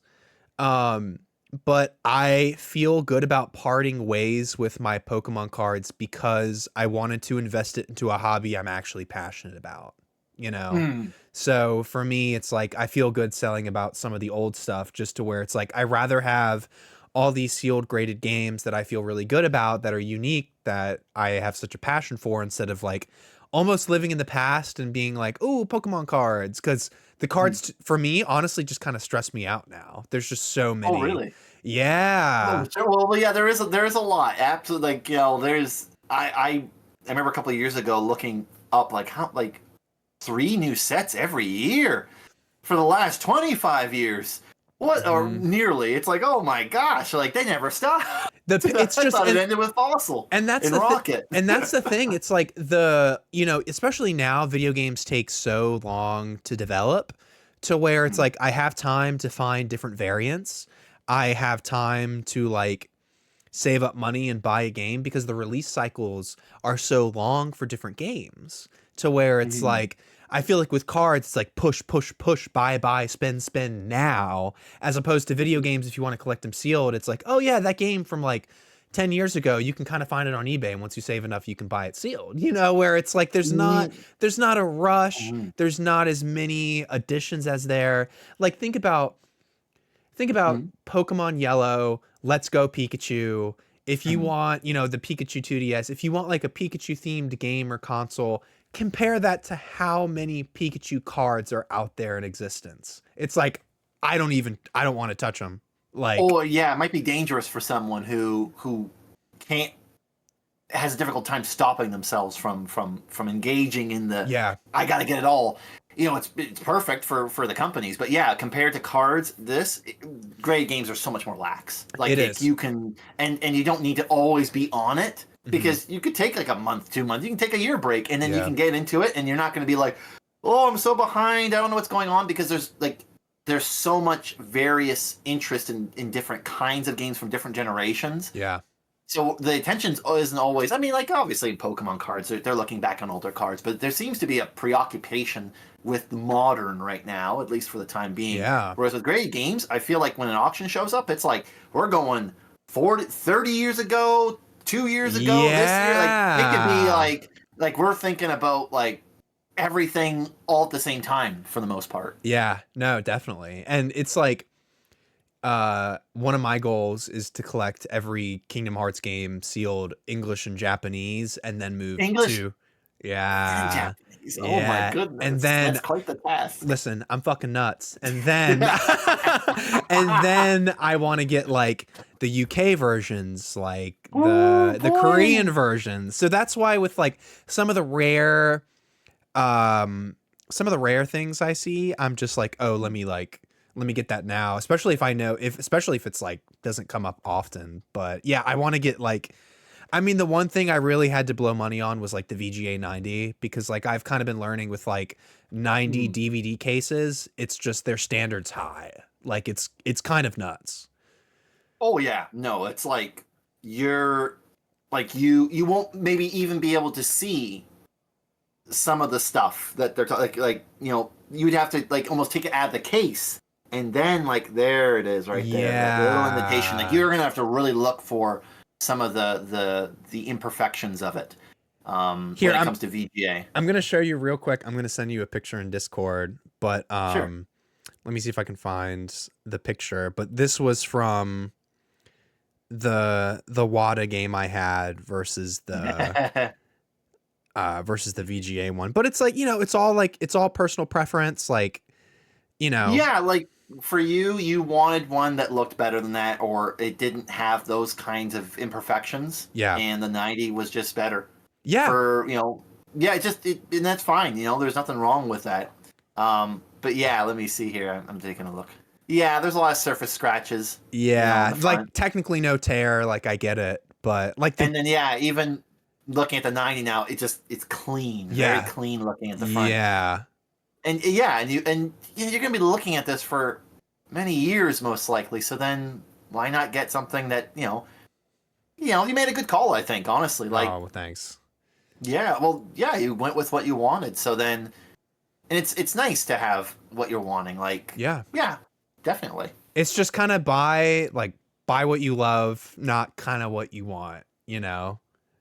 Yeah, you with this kind of money and this kind of hobby, when there's so much like price difference between grades and things, Hmm. you want to be it's ideal that you're knowledgeable about this so that you don't regret later on. Like, let's say you bought a 9.6 A plus and you spent X amount of dollars, and then you found out that, oh my gosh, a 9.4 sells for this amount of dollars. Oh man, I would have gone with the 9.4. I didn't want to pay this much money for a Yeah. 9.6. Or the opposite. Oh man, I could have paid Hmm. an extra $200 and got a much better copy. So it knowing that is pretty important, because you could be, from lived experience, you could be very disappointed with a purchase. It's just like, Yeah. why didn't I just wait, or But why like didn't what I just but like this? what you're saying, it's part of the experience too. Like there have been copies Yeah. I've seen out there where it's like I don't get, because I'm like, oh well, last time I wanted to get something like, it didn't work out for me, but since I waited, like something eventually did show up. So it's fun. It's cool. It's exciting, and it's like even with Japanese games, like it's kind of refreshing. Like it's cool. It's just, you don't see Well, it in person that much. one thing about grading Japanese games that I like, I like it. It's just that these games I wouldn't have bought in CIB, because I wouldn't have Hmm. played them. Like myself, I know there's some people, like, for their whole collection, they want a copy of every variant of the thing. But then I'm like, it's kind of cool to have. It makes me feel not too bad spending money on a sealed copy, because I won't. This is different than the North American copy, Yeah. and I Hmm. wouldn't have played this because it's Japanese, unless you're somebody who actually wants to you own a Japanese PlayStation, you want to play the Japanese Yeah. version, sure. So it's kind of like I own something different, Yeah. that I wouldn't have bought. It's not like you're buying two copies, but I have a copy of Melee for the GameCube. I have a sealed copy too. So I don't know. I don't know. Maybe I'm trying to make up excuses. No, Say, oh, dude. it feels better that I'm buying it because it's different. Yeah. No, So, dude, it's who knows? awesome. And dude, it's so funny because like before I got into sealed video games, I went to one of my friends, I went to his wedding. Okay. And we were in Florida, and me and some of my other friends, like we got an Airbnb. And something I love to do whenever I move anywhere or whenever I travel, I like to find local coffee shops and I like to find local video game stores, right? Oh, of So course. like two of the best things like in this world, right? So we went to this video game store and they had for sale, I think it was for $2,100.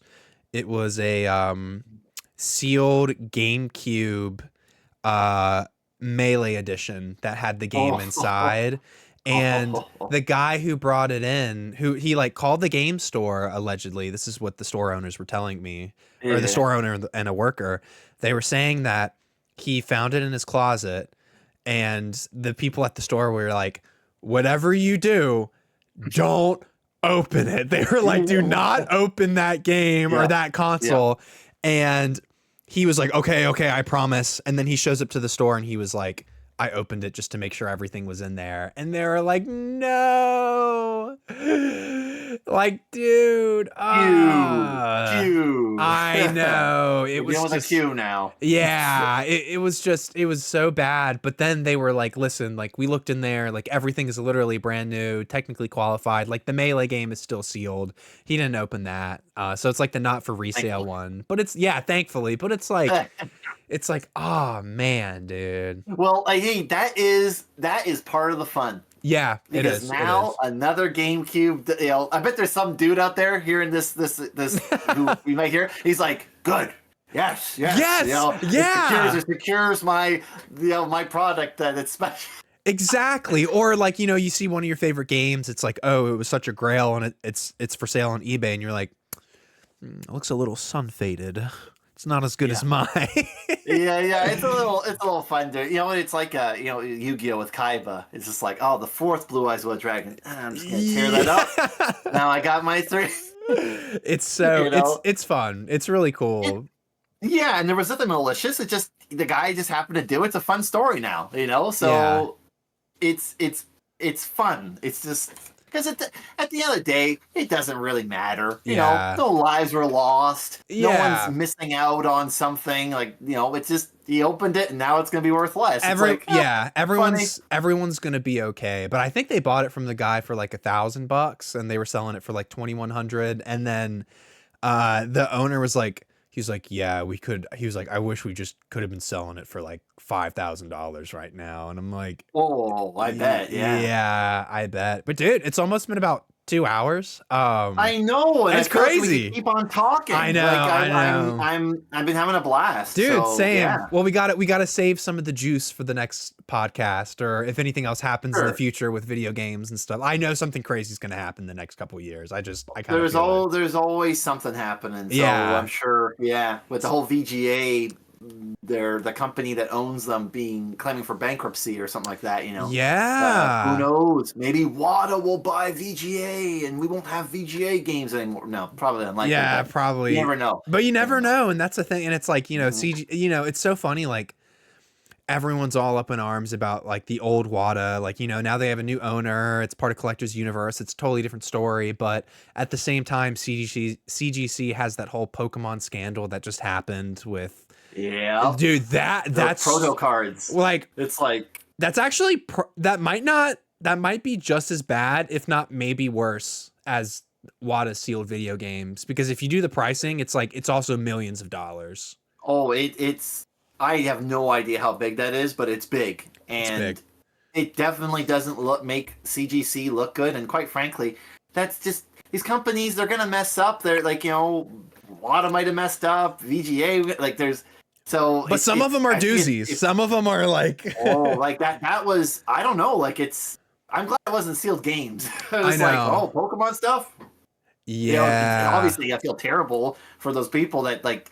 thought they were buying something, but it sounds like they're going to get money back or whatever. But it's just like, yeah, it's just, just how it is, I guess. I'm glad they caught them. Yeah, I'm glad. Oh, I'm glad someone random caught it too. From what it seems like, I don't know the whole exact story, but I know there's like a whole thread online where someone discovered basically they looked more into the cardboard, and the cardboard gave a date of when it was printed. And And how it was it from printed, and it shows a date. It's like we're talking about stuff I've never heard of before, didn't know existed. So it's the more you know, I guess.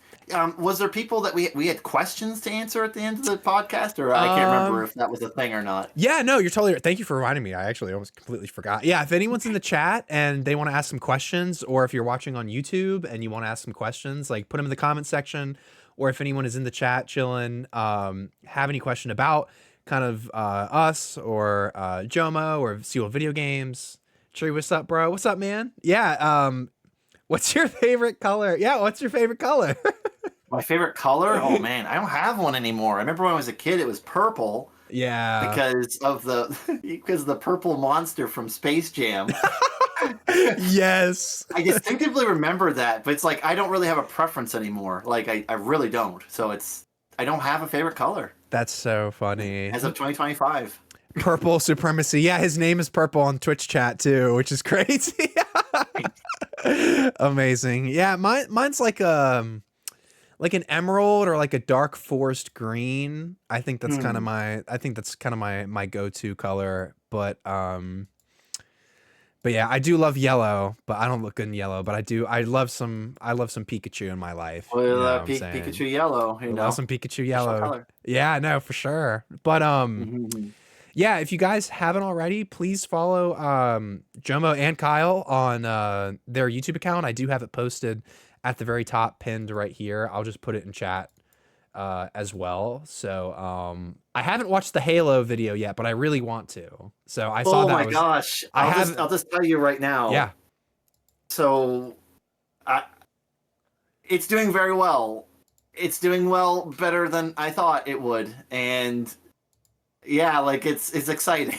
I didn't think it would resonate with I was hoping, but like, oh my gosh, almost 5K views. Oh my gosh. Yeah, it's doing well, and like I'm probably gonna be making a part 2 because there's a lot of people commenting and telling me about all this stuff that I missed or I didn't know existed, and I started looking and doing research, and I'm like, oh, you're right. There's even all this more stuff. So yeah, we have our channel I think is small because we didn't focus on one topic. Like Kyle likes Turok, likes old platformers, obscure games. I like, graded games, expensive rare stuff. We like Donkey Kong, we like Halo, we like so much stuff. Yeah. So then like the algorithm doesn't know who to give our stuff to. So then I'd like to we have some Pokemon stuff. Like I talk about these really interesting Pokemon magazines. Like there's an old cracked magazine, super cracked magazine, where it's showing like Pikachu smoking a cigar. And Charmander smoking, and they're at a poker table. It's like dope. Like we get like 130 views or something. It's like, what? Like really? Wait, this is a good video. I thought we made something pretty cool, and it's like, but no one watched it. But I think it's because YouTube's like, you're not a Pokemon channel. You're a something else channel. So wait, is it on the vintage magazine? Yeah, it should show like some magazine covers of Pikachu on it. And I think that's the one, yeah. Like that was like something we were pretty proud of. We're happy with, but it's like it just didn't do. Oh, dude, I gotta watch that. I gotta watch that. Oh later. Yeah, I'd love to see your thoughts because it's Pokemon in print. Yeah, like there's some really cool stuff from the early '90s when Pokemon first came to North America, and it was cool. Here, let me see if I can grab it real quick. Hold on, I got something. What you got? What's going on here? What's happening? I can't see the chat, just to let you guys know. So if you're referring to me or anything, I have no idea. So, oh, what's this? Whoa! You got it framed, beautiful. Oh, thanks. Yeah, I got the. Oh yeah. I just got the cheap frame from like Michaels and framed it up myself. But I love that, dude. It looks beautiful. Now seeing it like that, I've been thinking about getting my copies graded by CGC one day, but now seeing that, I'm like, that's pretty good. See, like that looks nice. Yeah. So like I got this from Michael's. The glass frame is like maybe $11 or $12. That's fine. So it's perfect for little magazines. Like I saw it on eBay a couple years ago, and bro, how well has that aged with Pikachu It's taking the just money? it's I love it, man. I love it. It's just such a cool. I remember seeing that. I started looking up all these different magazines, and like that was one of my favorites because it was just it was back in the day where Pokemon people hated Pokemon. They're like, when Yeah. are we gonna stop hearing about Pokemon or Never. Pokemon and Yeah. you know we talk about Mad Magazine. They're showing Yeah. Pikachu getting blown up and killed and stuff. But now, I think because they're an independent prop, like I don't think they can do that anymore. Or they would No. even they would want to because the public reception would be like Yeah. people would not like it. They would get in kind of trouble. Yeah. But back then it was so new. It was from Japan. It was seen as this kid thing. It was a craze. So we go through some of those magazines together in that video. Oh And my it's gosh, I found yeah, the cigar one. Oh, yeah, that's yeah. Isn't it funny? crazy. That's sweet. That might have to be my new profile picture. Oh my gosh. That's crazy. And then yeah, you buy that and then you get some free cards. Yep. You get some Pokemon cards. Pokemon card. Dude, that's so I love that. That's crazy. And it's like, I don't think people would want to, or I don't think like, I'm sure the New Yorker could get away with it, but like any other Hmm. publisher to kind of like put something against Pokemon, like Nintendo would definitely do something. It's out of taste. Yeah, I it's out just of don't think taste. they're not gonna. There's just things that you won't see like that anymore. And so Yeah. yeah. So it's a nice Yeah. again that timestamp, like you said earlier. It's just Mhm. so cool. Where it's like, oh, this is what wow, back then, wow, that's Yeah. really interesting. Well, it's also like we live in a time where kids recognize Pikachu more than Mickey Mouse, you know? Yeah, yeah. And that's like just a one old person, away of a generation, It's like, maybe one day Pokemon will be like Mickey now and not as popular, like we just don't know, but like even for instance, like comics aren't doing as well as they used to, and it's just that kind of generation isn't really around anymore, or they aren't really like in the hobby of collecting those magazines sealed. There's just a little bit of a decline for it. Well, yeah. I mean, it's just I don't know much about the whole comic graded scene, like, so I Mhm. can't speak about it like with specifics. But it I don't think it's as obviously there was an uptick because of the Marvel movies and the superhero movies, so that Yeah. probably helped a lot. But yeah, I mean, like, I think there's a whole lot more gamers than there are comic book readers. Yeah. I remember there's an old statistic like video games were the biggest grossing form of entertainment. I don't know how true that is now or how exaggerated that might have been, but Mhm. there's a lot of people that play video games. It is not something anymore where it's that you're ashamed, you're in the basement, and like there's Right. people that just will play. I'm sure there's someone out there that just like, you know what, I just like Xenoblade Chronicles 2. I played on the Switch and it was a good time, and that was it. Like Yeah. but they played a Switch. They Exactly. had fun on a Switch playing Mario Kart or whatever, Yeah. and there's just so much more exposure. There is. Yeah, no, definitely. Okay, I have one last question for the podcast for you. Okay, okay. How do you store your games personally? Do you have like a room temperature? Do you have like a safe? Do you have like a basket? Like what do you display them? Like, yeah, I know you have a couple in the background and you're getting ready for the podcast and with the camera and stuff like that. So like how do you do that?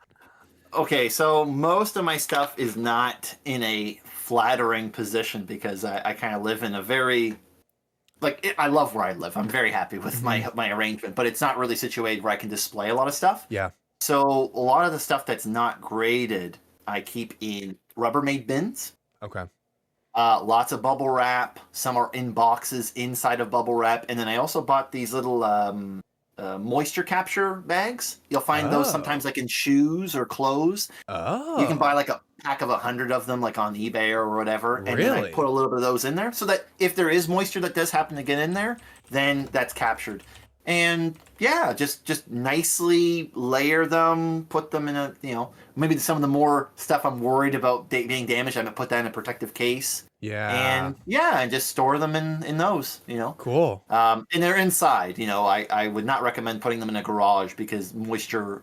You know, you're more likely to have moisture, more temperature variation. So yeah, Yeah. No, that's great. I'm gonna have to get some of those moisture packs just in case. Like I check on my just in case. I check on my games every like, like every month or two just in Oh, case. really? Yeah, just cuz Yeah, I get yeah, kind of paranoid with that. Like I just don't have room. yeah. So like I have a lot of like DVD based games, but I do have those like Mm, wrapped in bubble wrap and then wrapped more around that, and then I do have them flat down, and I know people are saying mm, that's like, bad for disc rot or anything like that. I just don't know, but mm. it's like it should be fine. Like I don't think it's gonna be anything I don't. crazy.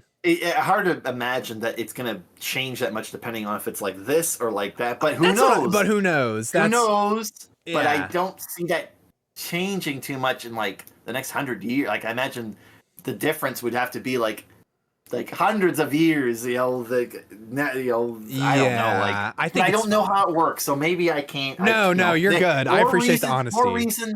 more reason to look into it so that you can put them in a way that gives you the most confidence that they're going to be preserved. So. Yeah, no, exactly. It's like I just have them in bubble wrap, and then I have bubble wrap like over them, and then all of them, and then I put them in like basically this bucket that has locks on each side, and then I have like a Mm. blanket over it because I'm in Michigan. I'm actually pretty close to you now because Oh, you are. I'm all the way up there. Yeah, so Okay. Yeah. Yeah. That's right. That's right. yeah, so Oh, I'm good. I'm Good. all the way up there, but it gets like one night, like I mean we had the heat on, but it gets to be like it was like -24 one night, and I Mm. was like, "Ooh." So Yeah, you wanna protect them. So yeah, it yeah. sounds like you got a good setup. But Yeah. I think it's good. But there's so many different ways, and I know people have sent me like links to like special type of like media cases where they're like fire resistant or fireproof, and but we'll find out, right? So Well, you know, they're like any other product that we have. There's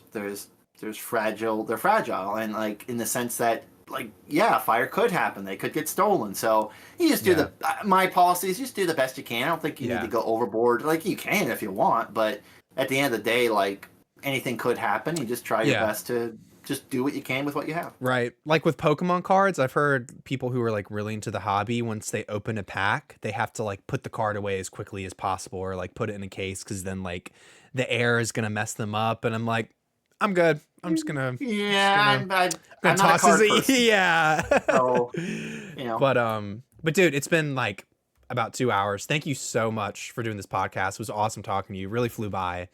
Oh yeah, thank you so much, Trios. I mean, like it was a lot of fun. I'm really glad that you reached out, and yeah, I'm surprised how much fun just going back and forth, back and forth. And honestly, I Yeah. think you're the first person I've spoken to like this who's integrated games. So it's like it's been really refreshing. Where it's like, oh my gosh, Yes. this guy cares about variation. This guy's Yes. looking around for crazy stuff like I do.